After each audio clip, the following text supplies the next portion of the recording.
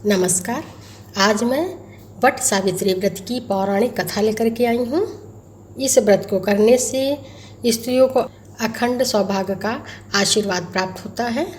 हर साल ज्येष्ठ मास की अमावस्या तिथि को महिलाएं वट सावित्री का व्रत रखकर पूजा अर्चना करती हैं। वट सावित्री का व्रत उत्तर भारत में ज्येष्ठ मास की अमावस्या एवं दक्षिण भारत की महिलाएं ज्येष्ठ मास की पूर्णिमा तिथि को मनाती हैं।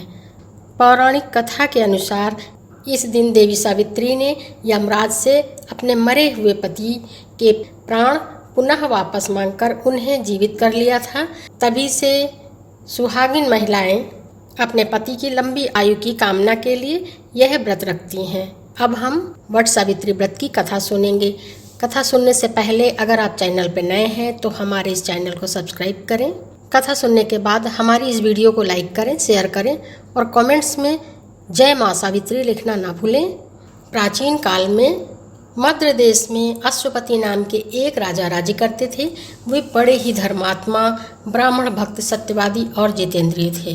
राजा के कोई संतान नहीं थी। उन्होंने संतान प्राप्ति की कामना से 18 वर्ष तक सावित्री देवी की कठोर तपस्या की।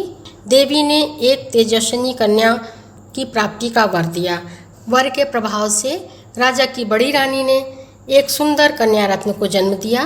राजा ने कन्या का नाम सावित्री रखा।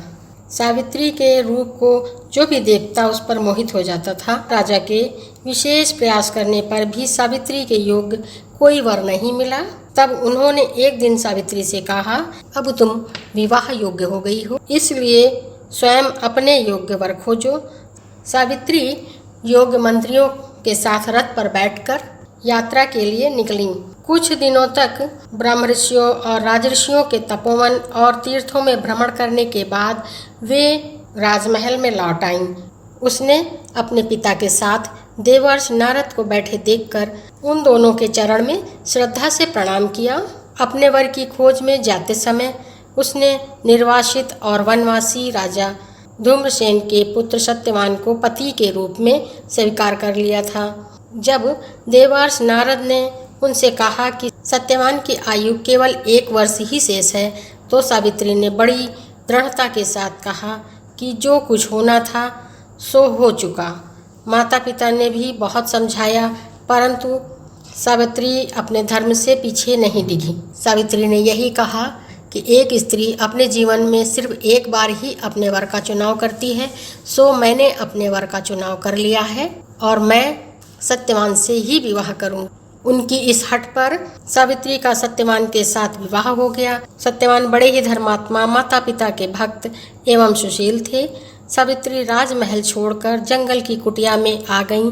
आते ही उसने सारे वस्त्राभूषणों को त्याग कर सास ससुर और पति जैसे वक्कल के वस्त्र पहनते थे वैसे ही वस्त्र पहन लिए और अपना सारा समय अपने अंधे सास ससुर की सेवा में बिताने लगी। सत्यवान की मृत्यु में सिर्फ 4 दिन ही बचे थे, तब सावित्री ने व्रत रखना प्रारंभ कर दिया और जिस दिन सत्यवान की मृत्यु का दिन था उस दिन सत्यवान कुल्हाड़ी उठाकर जंगल की तरफ लकड़ियां काटने के लिए जाने लगा।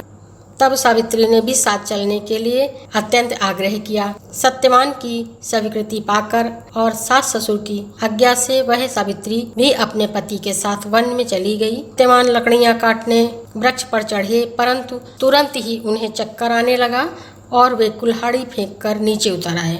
पति का सिर अपनी गोद में रखकर सावित्री उन्हें अपने आंचल से हवा करने लगी। तभी थोड़ी देर में ही उसने भैंसे पर चढ़े हुए काले रंग के सुंदर अंगों वाले, हाथ में फांसी की डोरी लिए हुए, सूर्य के समान तेज वाले एक भयंकर देव पुरुष को देखा।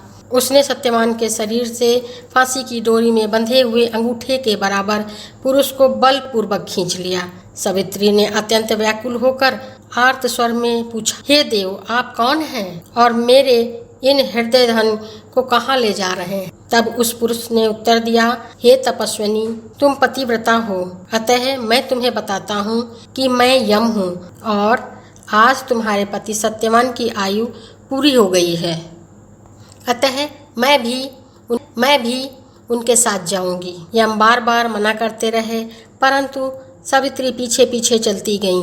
उसकी इस दृढ़ निष्ठा और पतिव्रता धर्म से प्रसन्न होकर यम ने कहा, तुम कोई वर मांग लो और वापस चली जाओ। तो सावित्री ने कहा कि मेरे सास ससुर अंधे हैं, उन्होंने अपनी आंखें खो दी हैं। तब सावित्री ने कहा कि मेरे अंधे सास ससुर की आंखों की रोशनी आ जाए और उनको उनका खोया हुआ राज्य मिल जाए। तो यमराज ने कहा, तथास्तु। और इतना कहकर यमराज आगे चल दिए और सावित्री उनके पीछे पीछे। जब यमराज ने पीछे मुड़कर देखा तो उन्होंने फिर सावित्री से कहा कि अब तुम वापस लौट जाओ।